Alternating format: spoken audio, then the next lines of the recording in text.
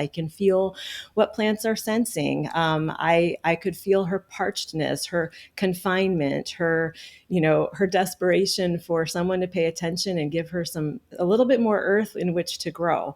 So that's just an example. Another example is when my mother passed 11 years ago, red cardinal, a male cardinal, started coming to my other son's bedroom window every single day. And a cardinal was my mother's favorite bird. She was just in awe of birds.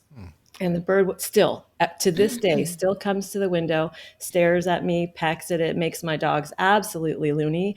But we have these conversations. And I know that this connection is a direct conduit to my mom because I feel it in my bones. And this bird, I just pray it follows me when I move because I want to continue this relationship and I'd like it to, to join me at my next home. But this is not unique to me. We all can have this connection with nature. This is the connection with Gaia. And when I channel Gaia, sometimes it's with specific questions. How can I be a better servant to you? How can I be more conscious about my choices and my awareness of you? How can I teach and lead better so that we are coming back into balance with her? Because that will bring humans into harmony. And isn't that what all of humanity needs right now? Oh boy, isn't it ever. Yeah. I mean, that's a task. Oh my God. Yeah. Yeah. Go ahead. So I was going to say that you want the bird to move with you, but I mean, if there was a way to talk to the bird and tell it to move with you, you could just say, hey. I have been. Oh, okay, go. Yeah. I don't know if it will choose to, but I've given it my address.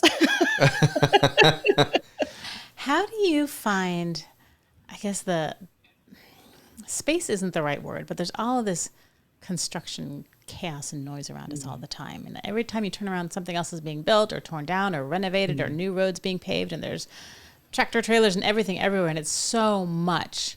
So how do you manage to make it through all of that to be able to connect with Gaia and with all the beings? Yeah. Well, she's not encumbered by the noise. And so her vibrational field is clear, always clear.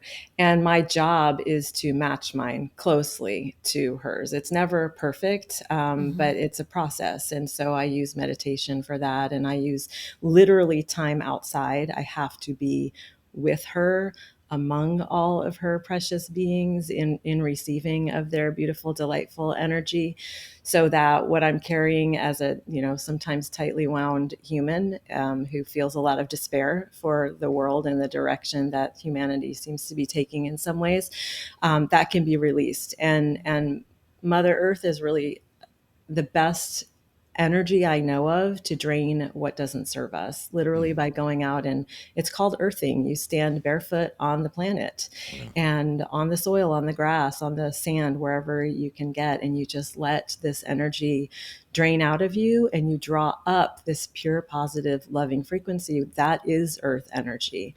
That's universal love, and that's what earth energy is. Right.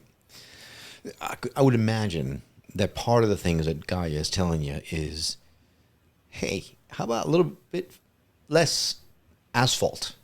How about let me breathe a little more, right? Yeah. Some of the messages that oftentimes the messages that come through bring me to tears. Like I am feeling I'm feeling her despair. She does feel despair. She does feel harm. She does feel all the things that you would expect when when your children are consistently destroying the life that you are nurturing and supporting. And yet she continues to serve with the greatest of love and generosity and non-judgment. So it's a place to, when I do channel Pachamama, I really try to do my part to stay as open as I can and also not be leveled by, my own human aspect of emotionality with this, because I'm an earth warrior. I am here in service to the trees and to the animals and to all the species that are going extinct every moment. And I feel very, very deeply. So yeah, she wants less asphalt